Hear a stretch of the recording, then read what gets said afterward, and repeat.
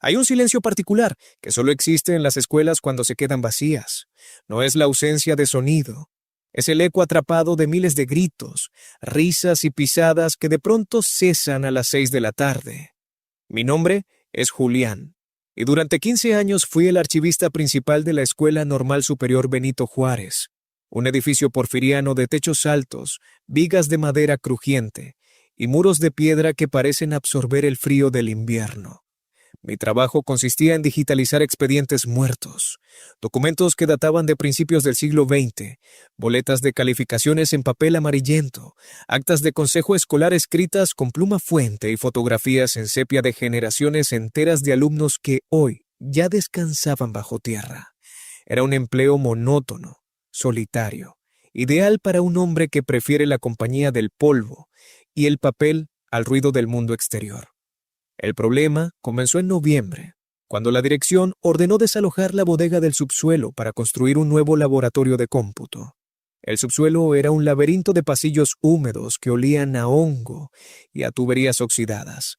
Nadie bajaba allí en décadas. Entre escritorios rotos y pizarrones de basalto agrietados, encontré un archivero de hierro verde oliva, cerrado con una cadena gruesa y un candado de combinación cubierto de herrumbre. No había registro de ese archivero en los inventarios oficiales. Cuando le pregunté al director, un hombre pragmático a quien solo le importaban los presupuestos, me dijo que rompiera la cadena con una cizalla y tirara el contenido si no tenía valor histórico. Me llevó toda una tarde cortar los eslabones. Cuando el metal cedió con un chasquido sordo, abrí el primer cajón. Esperaba encontrar facturas viejas o uniformes carcomidos por las polillas. En su lugar, encontré carpetas de cuero negro, atadas con listones de lino.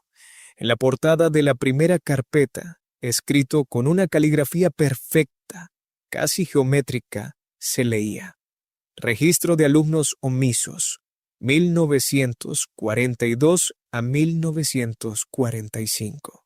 Al abrirla, la primera fotografía me heló la sangre. No era el retrato común de un estudiante. Era una joven de unos 16 años, vistiendo el uniforme de gala de la época, pero sus ojos habían sido raspados deliberadamente del papel con una navaja, dejando 2 agujeros negros que revelaban el cartón del fondo. Debajo de la foto, la ficha de inscripción decía Elena Mendoza. Ingreso, septiembre de 1942. Estatus, retirada por incompatibilidad biológica. ¿Incompatibilidad biológica? El término no tenía sentido en el contexto escolar. Revisé la siguiente ficha. Un muchacho de rostro serio, Arturo Trejo. En su caso, la fotografía no estaba raspada, pero su piel lucía un tono grisáceo anormal, y sus dedos, apoyados sobre el pupitre en la imagen, parecían tener una coyuntura de más, una longitud imposible que desafiaba la anatomía humana. Su estatus, retirado por dilución. Pasé las páginas con dedos temblorosos. Había 2 expedientes en total. Todos correspondían a los años de la Segunda Guerra Mundial, una época en la que la escuela había funcionado parcialmente como internado para huérfanos del interior del país.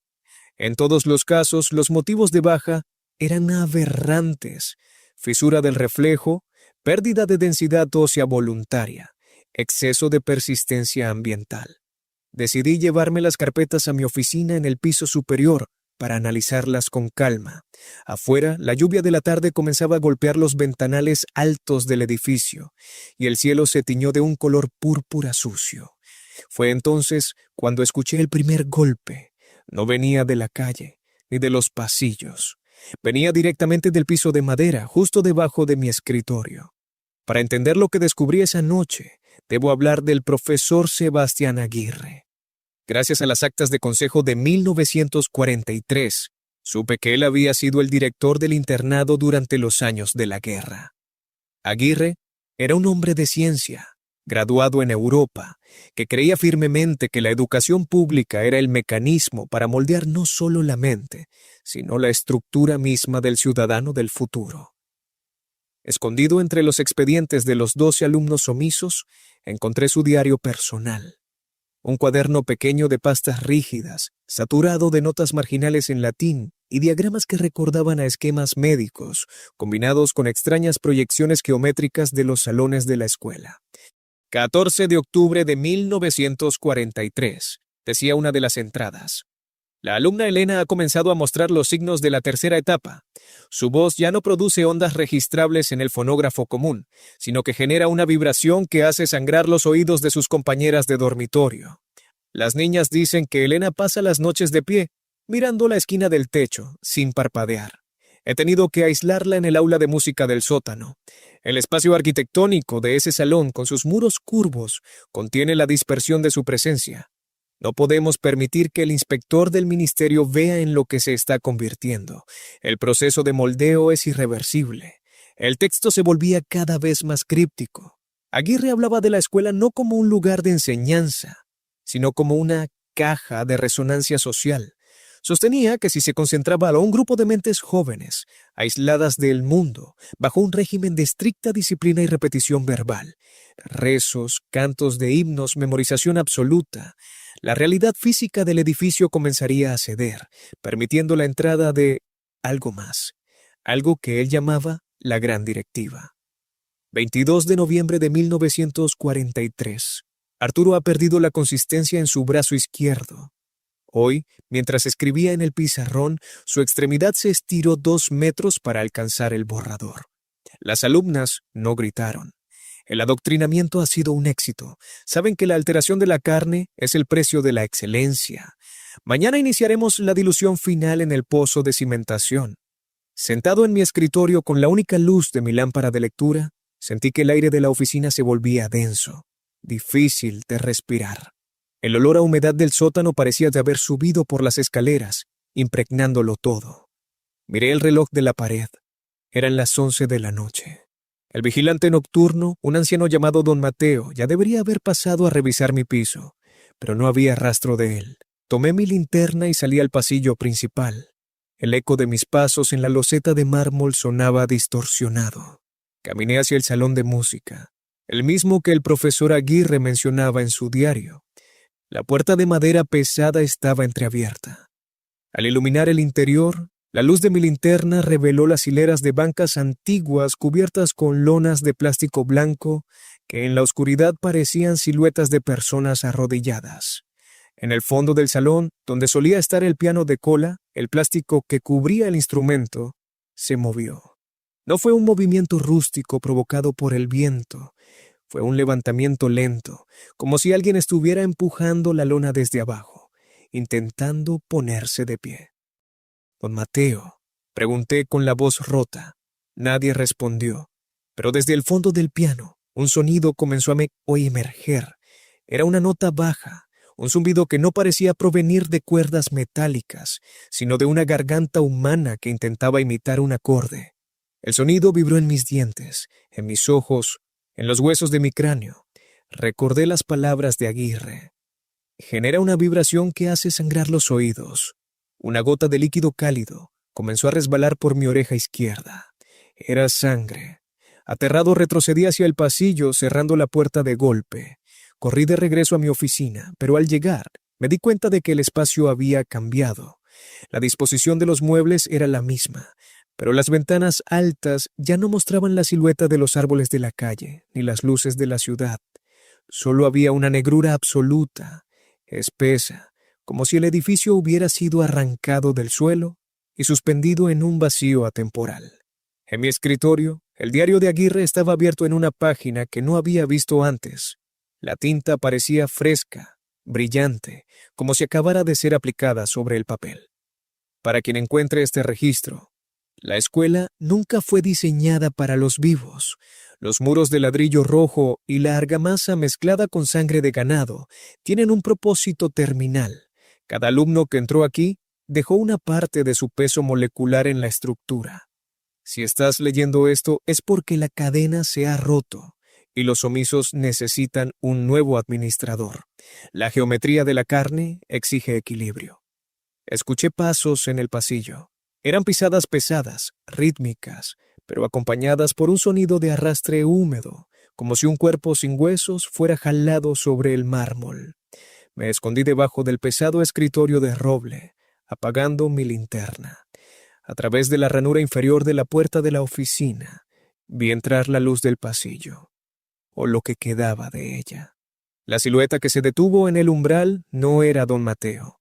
Era una figura extremadamente alta, tanto que tenía que inclinar el torso para no golpear el marco de la puerta. Llevaba el uniforme escolar de los años 40, pero las mangas estaban desgarradas porque los brazos eran demasiado largos, terminando en manos cuyos dedos se arrastraban por el suelo como raíces de un árbol viejo. La criatura no tenía rostro. En el lugar de los ojos y la boca, solo había una superficie de piel lisa y estirada, surcada por cicatrices quirúrgicas que formaban el emblema de la escuela. Empezó a olfatear el aire. Emitía un chasquido constante con la garganta, un sonido similar al de un proyector de cine antiguo pasando fotogramas vacíos. Yo contenía la respiración, presionando mis manos contra mi boca para no emitir el menor gemido. Mis ojos se fijaron en las carpetas negras que se habían quedado sobre el escritorio. Desde mi posición abajo, vi cómo una de las manos deformes de la criatura se elevaba, alcanzaba el borde de la madera y con una delicadeza espeluznante tomaba una de las carpetas. Fue casi en ese instante cuando comprendí el horror absoluto del plan de Aguirre. Los alumnos omisos no habían muerto, habían sido asimilados por la arquitectura del edificio. La escuela era un organismo vivo, un parásito de piedra y ladrillo que utilizaba los expedientes como planos de memoria para mantener su forma. Y ahora que yo había abierto el archivero, había liberado la memoria del parásito. La criatura comenzó a descender, doblando sus articulaciones en ángulos imposibles, buscando debajo del escritorio. Su piel lisa quedó a escasos centímetros de mi rostro. Pude olerlo, un olor a ozono, a papel viejo y a fluidos de embalsamamiento. Sus dedos ciegos recorrieron el suelo, acercándose a mis zapatos. No sé de dónde saqué las fuerzas, pero empujé la silla giratoria contra el cuerpo de la criatura y salí arrastrándome del escritorio. Corrí hacia la salida de emergencia del fondo del pasillo, la que daba a la escalera de incendios exterior. El edificio entero comenzó a quejarse. Las vigas crujían como huesos rompiéndose, y el yeso de los techos caía en grandes pedazos, revelando que detrás de los ladrillos no había varillas de metal, sino filamentos oscuros que se contraían como músculos. Llegué a la puerta de hierro de la salida. Empujé la barra de seguridad con todo mi peso. La puerta se abrió, pero afuera no estaba la libertad de la calle. Había otro pasillo de la escuela, idéntico al que acababa de dejar, pero invertido, como si estuviera atrapado dentro de una pintura de Escher. Las puertas de las aulas se abrían y cerraban solas, y desde el interior de cada una se escuchaba el murmullo de docenas de voces infantiles repitiendo al unísono: «Presente, profesor. Presente, profesor». En el centro del pasillo infinito estaba el profesor Aguirre. Llevaba un traje de tweed impecable, pero su cuerpo no tenía volumen. Era una silueta bidimensional, una sombra proyectada sobre la pared que se movía con total autonomía. En su mano derecha sostenía una tiza blanca. «Llegas tarde a la clase de digitalización, Julián», dijo su voz, que parecía provenir de todos los pizarrones del edificio a la vez. «Un buen archivista sabe que ningún expediente puede quedar fuera del registro. La escuela necesita su orden». Miré mis propias manos. Las puntas de mis dedos se estaban volviendo translúcidas. Podía ver las venas, los huesos y, a través de ellos, el suelo de loseta. Mi densidad física estaba disminuyendo. Estaba experimentando lo que el cuaderno llamaba dilución. El edificio estaba reclamando mi materia para reparar los daños causados por los años de abandono. Grité, pero de mi boca no salió sonido alguno.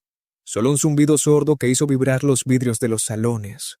Con un último esfuerzo de voluntad, saqué del bolsillo de mi abrigo el encendedor que usaba para mis cigarros. No podía destruir el edificio, pero sí las carpetas que llevaba conmigo, las que contenían los registros de los omisos. Encendí la llama y la acerqué al borde del cuaderno de Aguirre, que había tomado en el último segundo. El papel viejo ardió instantáneamente con un fuego verde, químico. El grito que emitió el edificio fue ensordecedor. No fue por un ruido mecánico. Fue el alarido de una bestia herida en su centro nervioso. Las sombras de las paredes se retorcieron. Los pasillos infinitos comenzaron a colapsar sobre sí mismos y la silueta bidimensional de Aguirre se disolvió como tinta en el agua. El suelo debajo de mis pies desapareció y caí en una espiral de escombros y oscuridad. Desperté a las 6 de la mañana del día siguiente, tirado en el patio central de la escuela. La lluvia había cesado y los primeros rayos del sol iluminaban la fachada porfiriana del edificio. A mi lado, solo quedaba un montón de cenizas negras y el marco de hierro del archivero, completamente calcinado. Renuncié a mi empleo esa misma mañana. Hoy en día paso todos los días frente a la Escuela Normal Benito Juárez cuando voy al mercado. Veo a los niños entrar con sus uniformes limpios, escucho sus risas y el sonido de la campana que anuncia el inicio de las clases. Los padres sonríen desde la entrada, orgullosos de enviar a sus hijos a una institución con tanta historia. Pero yo sé la verdad. Sé que cada vez que un niño camina por esos pasillos, el edificio se vuelve 1 milímetro más sólido. Sé que los omisos siguen ahí, esperando en el espacio entre los ladrillos. Y sobre todo, sé que por las noches, cuando las luces se apagan, el parásito de piedra sigue buscando un nuevo profesor que ponga en orden sus expedientes de carne y olvido.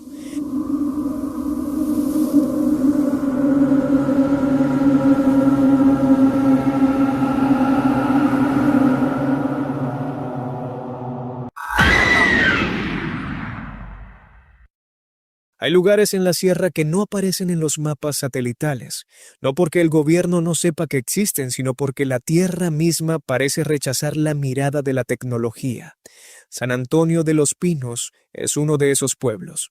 Para llegar, hay que abandonar la autopista principal y adentrarse por una carretera de terracería que serpentea entre barrancos donde la niebla nunca se disipa por completo.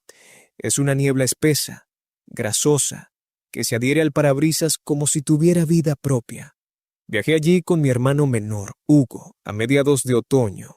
Éramos fotógrafos independientes de paisajes y arquitectura rural y habíamos escuchado rumores sobre una serie de capillas coloniales abandonadas en el corazón del bosque de la Sierra Alta. Rumores que hablaban de una arquitectura extraña, con proporciones que no correspondían al canon católico del siglo XVII. Este aire huele raro, dijo Hugo, bajando un poco la ventanilla de la camioneta. Tenía razón. El ambiente no olía a pino ni a tierra mojada. Olía a plumas húmedas, a nido viejo, a descomposición orgánica tapada por el frío. Llegamos al pueblo al filo de las 4 de la tarde. San Antonio era un conjunto de casas de adobe con techos de teja podrida por la humedad. Las calles estaban desiertas.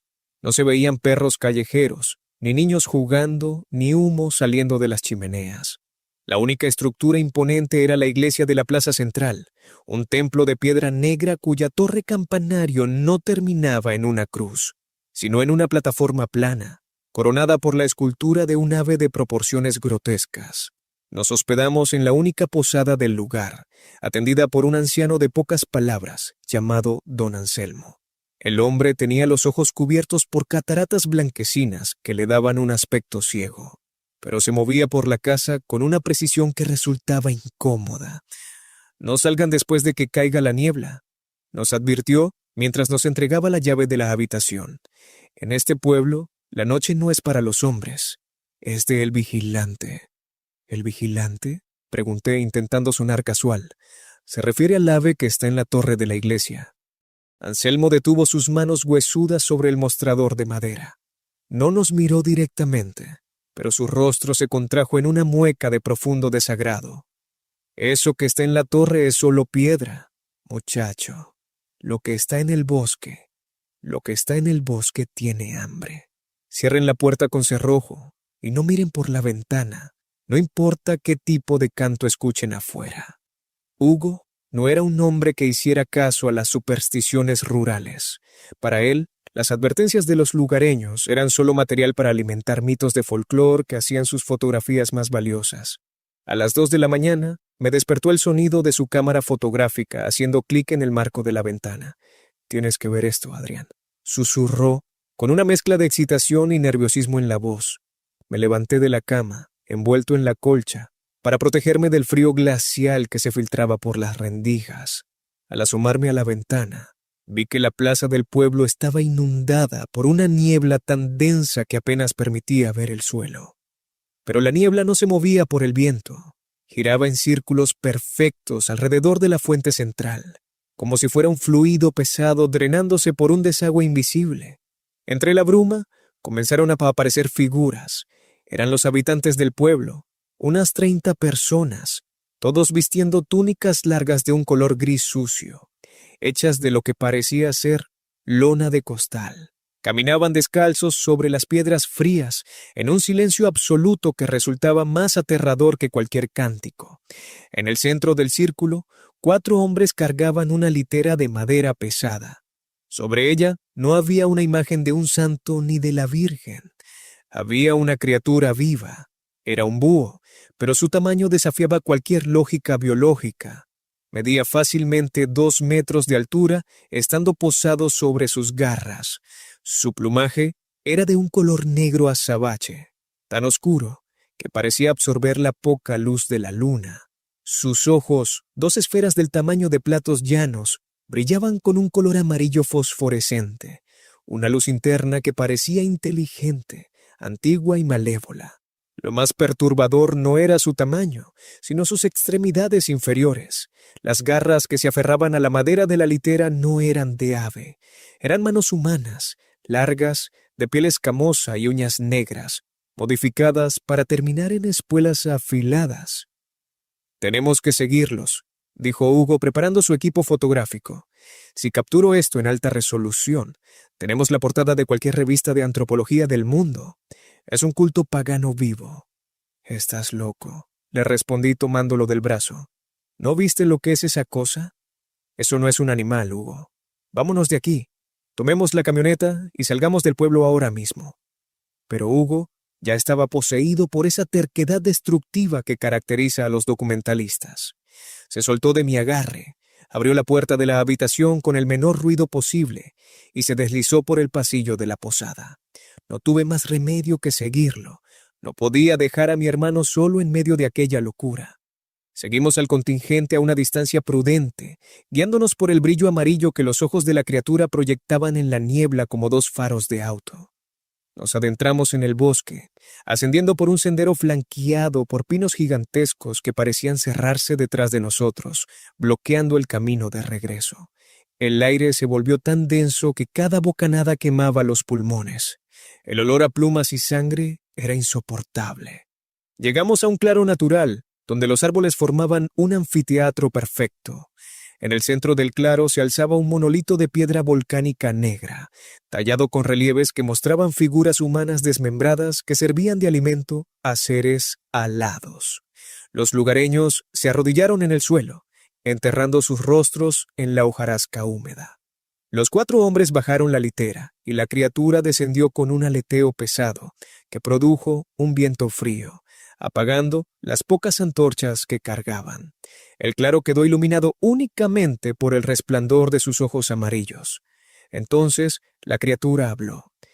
No fue una voz humana, ni el ululato común de un ave. Fue un sonido que se formó directamente dentro de nuestras cabezas, una vibración de frecuencias bajas que traducía conceptos de terror puro.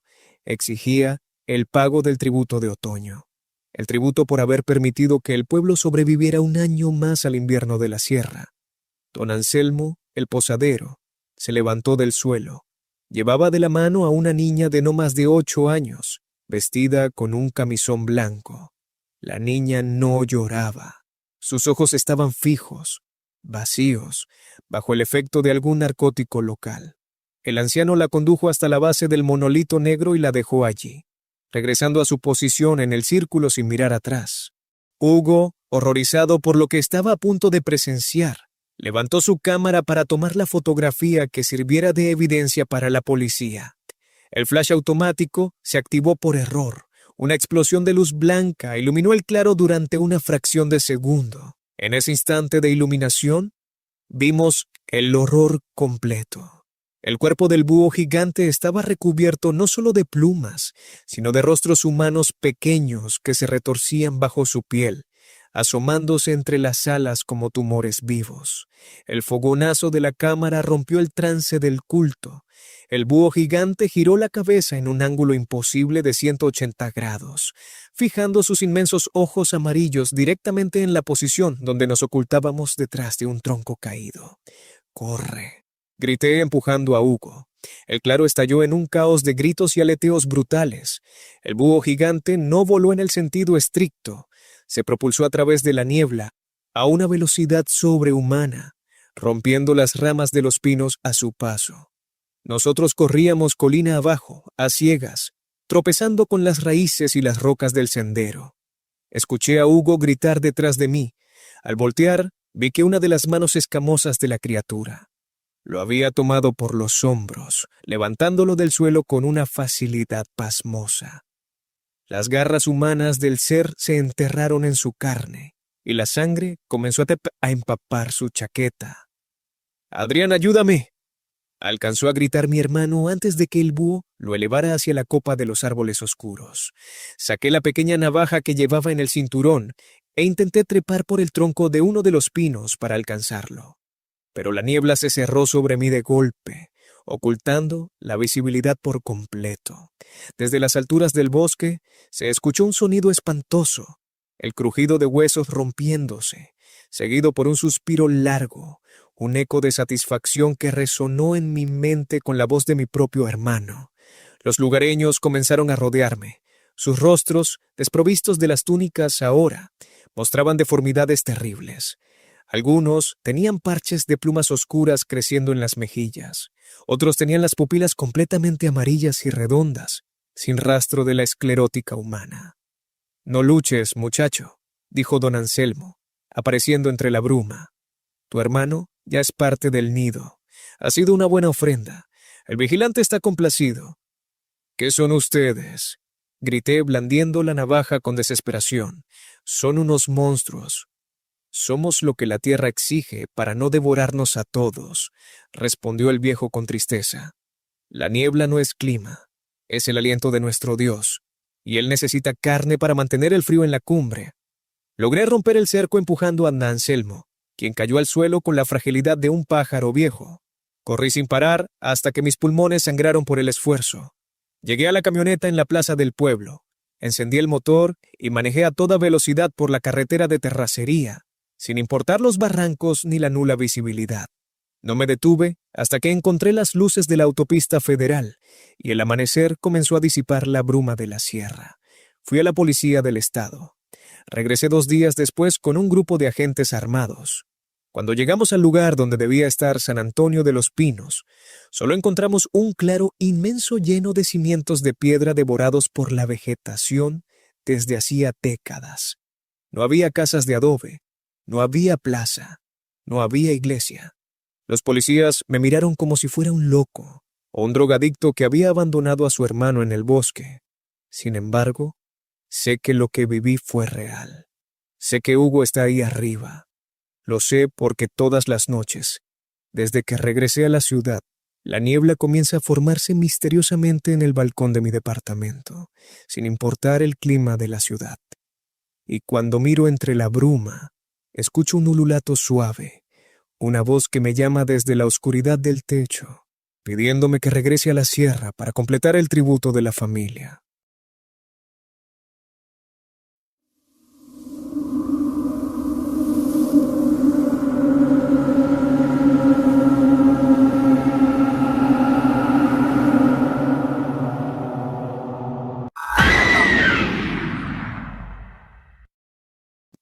A los traileros nos acompaña una maldición que los conductores comunes nunca llegan a comprender: la tiranía del asfalto a las 3 de la mañana. Mi nombre es Carlos Méndez y llevo 20 años manejando camiones de carga de 18 ruedas, transportando productos perecederos desde las costas del Golfo hacia el centro del país. He visto de todo en las rutas de noche: luces extrañas en el cielo, animales que no pertenecen a la fauna local y personas paradas en el acotamiento de la carretera que desaparecen cuando les avientas las luces altas. Pero nada te prepara para lo que ocurre en la carretera federal 57, específicamente en el tramo que comprende el kilómetro 84. Era un martes de octubre. El viaje venía retrasado debido a un retén militar y una falla en el sistema de frenos que me obligó a perder 3 horas en un taller de paso. Para cuando reanudé la marcha, el cielo se había cerrado con una tormenta eléctrica que reducía la visibilidad a escasos 10 metros. La lluvia golpeaba el parabrisas de mi Kenworth con la fuerza de pedradas, y el limpiaparabrisas apenas se daba abasto. A las 3:14 de la mañana pasé el letrero verde que anunciaba la entrada al tramo estatal. Kilómetro 84. Disminuya su velocidad. En ese instante, la radio de banda civil, que hasta entonces solo emitía la estática común del viaje, soltó un chirrido agudo que me obligó a bajarle al volumen. Después del ruido, una voz distorsionada, ahogada por un llanto desesperado, comenzó a hablar por el canal 19. Compañeros, el que venga en la 57, no pase el kilómetro 84. La carretera está rota. Repito, la carretera está rota. No miren los espejos. Dios mío, no miren los espejos. La transmisión se cortó con un estallido de estática metálica. Tomé el micrófono del radio para responder. Aquí, el oso gris reportándose en la 57. Voy pasando el 84. ¿Quién habla? ¿Hay algún accidente en la pista? Cambio. Nadie respondió. Solo el sonido de la lluvia y el rugido del motor diésel llenaban la cabina. Miré por el espejo retrovisor izquierdo para verificar la posición de la caja de carga. Lo que vi me hizo soltar el acelerador de golpe. Detrás de mi camión no había carretera. Las luces rojas de mis frenos iluminaban una masa gris, una especie de vacío denso y humeante que parecía estar borrando el asfalto a medida que las llantas pasaban sobre él. Era como si el mundo se estuviera desintegrando justo detrás de mi defensa trasera. Preso del pánico, pisé a fondo el acelerador. El motor Kenworth rugió, forzando los pistones mientras la aguja del velocímetro subía a 100 kilómetros por hora en una zona de curvas peligrosas. Tenía que encontrar una salida, un paradero, una caseta de cobro, cualquier cosa que me indicara que seguía en el mundo real. 5 minutos después, los faros del camión iluminaron una estructura a la derecha de la carretera. Era una gasolinera antigua, de esas con bombas de combustible de manija, que dejaron de usarse en los años 80. El letrero luminoso de la estación estaba roto, pero una sola palabra parpadeaba en el neón rojo. P-A-R-A. P-A-R-A. Giré el volante bruscamente, haciendo que las 18 llantas rechinaran sobre el pavimento mojado, y me metí a la zona de carga de la estación. Apagué el motor. El silencio que se instaló en la cabina fue instantáneo, un silencio artificial, demasiado perfecto, como si la lluvia hubiera dejado de hacer ruido a pesar de que seguía viendo las gotas golpear el vidrio. Bajé del camión con una llave de cruz en la mano, buscando al despachador de la estación. El suelo de la gasolinera estaba cubierto por una capa de agua que no reflejaba mi silueta, sino el cielo oscuro, pero un cielo sin nubes, un cielo con estrellas rojas que se movían en patrones lineales imposibles. ¿Hay alguien aquí?, grité golpeando una de las bombas de metal con la llave de cruz. De la pequeña oficina de la estación salió un hombre vistiendo un uniforme azul de Pemex, viejo y manchado de aceite. Llevaba una gorra que le tapaba la mitad del rostro, pero cuando levantó la cabeza para mirarme, sentí un frío que me recorrió la columna vertebral. El hombre no tenía orejas. Los lados de su cabeza eran lisos, cubiertos por una piel rosada que parecía haber sanado sobre los conductos auditivos. Sus ojos eran fijos, sin párpados, secos por la falta de lubricación. «No debiste pararte aquí, chofer», dijo el hombre, moviendo los labios de una manera mecánica, como si estuviera reproduciendo una grabación fonográfica. En el kilómetro 84 la geometría de la Federación se dobla. Este no es un lugar de descanso, es el desecho. ¿De qué carajos estás hablando?, le grité levantando la llave de cruz. ¿Dónde está la autopista? ¿Cómo regreso a la caseta de Querétaro? El despachador señaló hacia la carretera por la que yo acababa de entrar. Al mirar en esa dirección, vi que mis propios faros traseros seguían encendidos en el fondo, pero el camión no estaba estacionado a mi lado.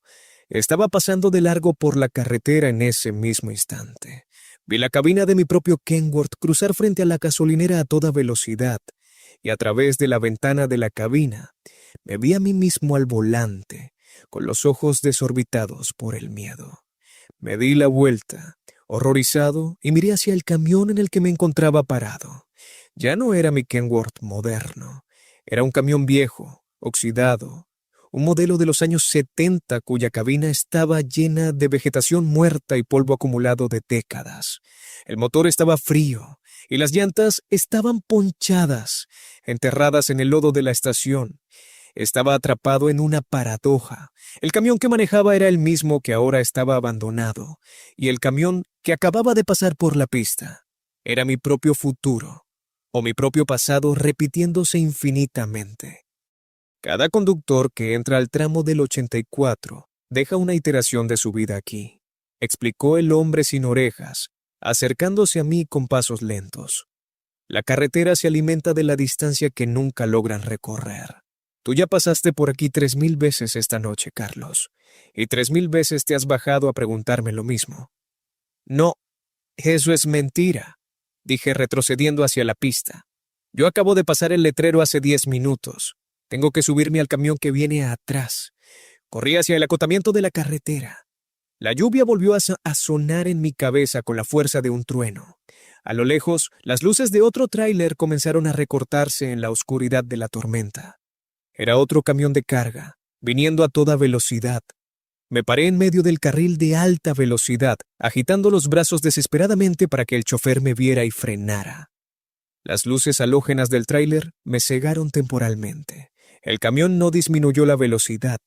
El rugido del motor diésel sonaba como el grito de un demonio de metal desbocado. Cuando el tráiler estuvo a escasos metros de mí, alcancé a ver el rostro del conductor a través del parabrisas iluminado por las luces del tablero. Era yo. Nuevamente, yo. Con la misma camisa de franela a cuadros, el mismo cigarro apagado en la comisura de los labios y la misma expresión de pánico absoluto. El camión me impactó a más de 100 kilómetros por hora, pero no sentí el dolor del impacto físico. No hubo huesos rotos ni sangre derramada sobre el asfalto. En lugar de eso, experimenté una sensación de vacío absoluto, como si mi cuerpo fuera una proyección holográfica que acababa de ser atravesada por un rayo de luz. Fui arrastrado por la estela de aire del camión, y en una fracción de segundo me encontré de nuevo sentado en el asiento del conductor de mi Kenworth, con las manos aferradas al volante y el limpiaparabrisas golpeando con fuerza el cristal. Miré el reloj del tablero. Eran las 3:14 de la mañana. Pasé el letrero verde. Kilómetro 84. Disminuya su velocidad. El radio de banda civil soltó el mismo chirrido agudo. La voz distorsionada comenzó a ponerse a hablar por el canal 19. Compañeros, el que venga en la 57. No pase el kilómetro 84. La carretera está rota. Esta vez no respondí al radio. Esta vez ya sabía de quién era la voz. Era mi propia voz, grabada en alguna de las iteraciones pasadas, intentando advertirme del error geométrico de la pista. Miré por el espejo retrovisor izquierdo. El vacío gris seguía devorando el asfalto detrás de mis llantas. A la derecha de la pista, la gasolinera con el neón rojo PARA volvió a aparecer entre la lluvia torrencial. El hombre sin orejas estaba parado junto a las bombas de combustible, agitando la mano en un saludo lento, dándome la bienvenida a mi parada obligatoria. Llevo lo que parecen años manejando en este tramo de 10 kilómetros. He intentado de todo. He intentado frenar en seco el camión en medio de la pista, lo que provoca que la cabina sea devorada por el vacío gris inmediatamente. He intentado salirme de la carretera hacia los campos de cultivo, los cuales se transforman en un abismo negro sin fondo, y he intentado chocar de frente contra los camiones de los otros compañeros que a veces aparecen en el sentido contrario, solo para descubrir que esos camiones también están vacíos, manejados por sombras sin rostro. Si estás escuchando esto en tu radio de banda civil, o si encuentras este testimonio grabado en alguna vieja cinta de casete en un paradero de la carretera federal 57, te ruego que me hagas caso. No manejes de noche entre las 3 y las 4 de la mañana, si tu ruta incluye el kilómetro 84. Si ves un letrero verde que anuncia ese tramo, frena antes, quédate en el acotamiento del kilómetro anterior. Apaga las luces y reza para que el amanecer llegue rápido, porque si pasas esa línea, la carretera se romperá detrás de ti y te convertirás en otro fantasma del asfalto, un chofer de carne condenado a manejar un camión de olvido por una pista que no lleva a ninguna parte.